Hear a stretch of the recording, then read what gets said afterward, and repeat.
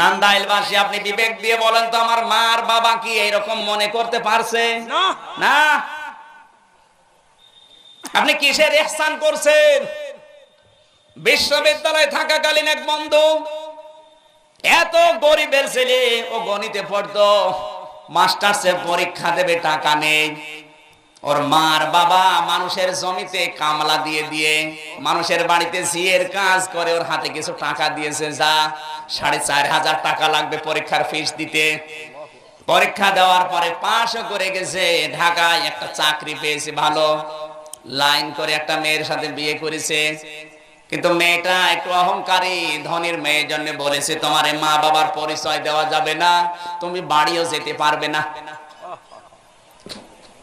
বাধ্য হয়ে স্ত্রীর মুখের দিকে তাকিয়ে সব ভুলে গেছে। এদিকে ওর বাবা জীবন চলে না, কি করবে? রিকশা একটা ভাড়া নিয়েছে, ভাঙ্গা রিকশা।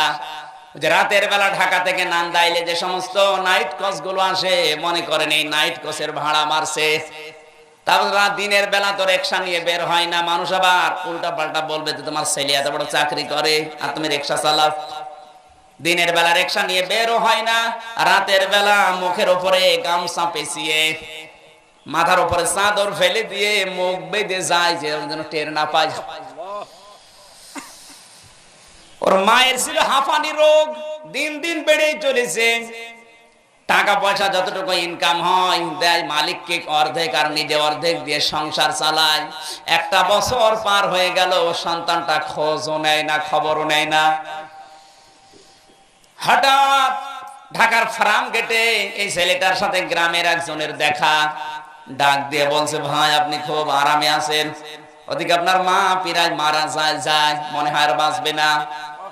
স্ত্রীর কাছে যে বলছে, আমার একটু ছুটি দাও, আমি বাড়িতে দিতে, আমার মা ভালো না। বলছে, না যাওয়া যাবে না।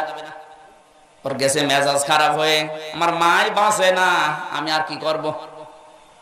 পরে 2টা থাপ্পড় দিয়ে চলে এসেছে ওই রাতে। তখন রাত 2টা বাজে। নান্দাইলে নামার পরে দেখছে একটা রিকশা টিম টিম করে আলো জ্বলছে।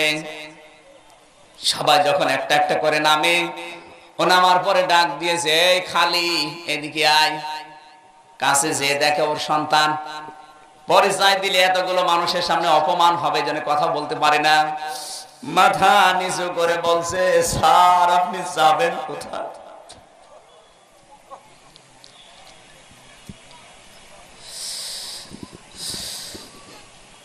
শান্তি পাড়ায় দখমি আর বাড়ি যাব। কি হয়? যা হয় হোক, তুমি যাবে কিনা? ওঠেন স্যার। তুলে নিয়েছে। এমনি মুরব্বী মানুষ, 2-3 দিনের না খাওয়া শরীর, রাতের আধার, ভাঙ্গা রাস্তা, চলতে পারে না, পেছনে দিয়েছে ধাক্কা, জোরে চলেন। কিছু দূর যাওয়ার পরে আর একটা ধাক্কা দিয়েছে, কি এই বয়সে রিকশা নিয়ে আসো, মিয়া রিকশা চালাতেই পারো না। কিছু দূর যাওয়ার পরে এমন ধাক্কা দিয়েছে, মুরব্বী গেছে পড়ি, রাস্তার উপরে পড়ে একটা দাঁত ভেঙে গেছে। বহু কষ্ট করে উঠে ডাক দিয়ে বলছে, স্যার আপনার মোবাইলের লাইটটা একটু বের করেন তো। কেন? দরকার আছে। মাথার উপর থেকে চাদর ফেলে দিয়ে মুখ থেকে গামছা সরিয়ে দাঁত খুঁজতেছে, কোথায় গেল। ছেলের সামনে যে বলছে, স্যার দেখেন তো আপনি চিনতে পারেন।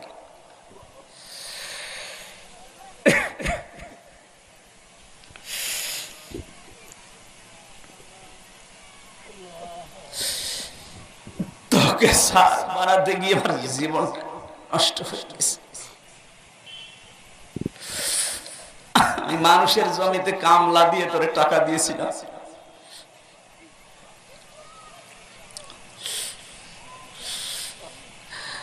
তোর মা 3 দিন পড়ে আছে অসুস্থ, আমি ঔষধের টাকা জোগাড় করতে পারি না।